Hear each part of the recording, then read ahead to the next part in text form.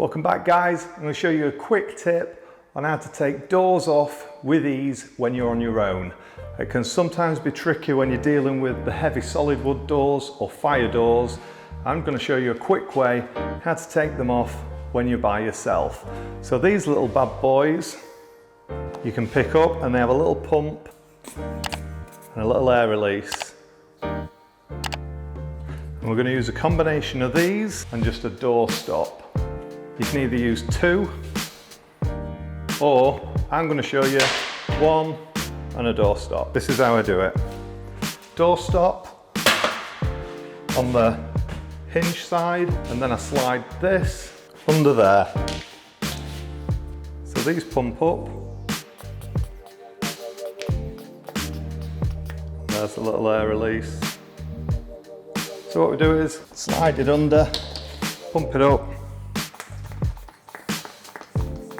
So all you need is just so that the airbag takes the support of the front of the door. I'm going to leave the top screw in at the very top. And then I'm just going to support the door at the top.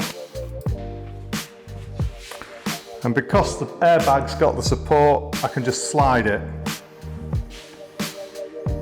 And there, we're out of the hinge holes. So then all I'm going to do is drop the air out, lift it up, slide it out. So what I've done is I've just slid it out because it was supported by the airbag, and we've not risked damaging these. These can sometimes chip and splinter. So as quick and easy as it is, those airbags are so worth the money. Don't forget to subscribe, like the video. I'll pop a link down in the description to these pump wedges. Such a handy bit of kit. I've always got these in the van. Always got some door stops as well.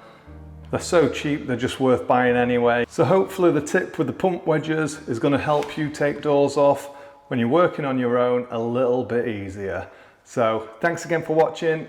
I will see you in the next one.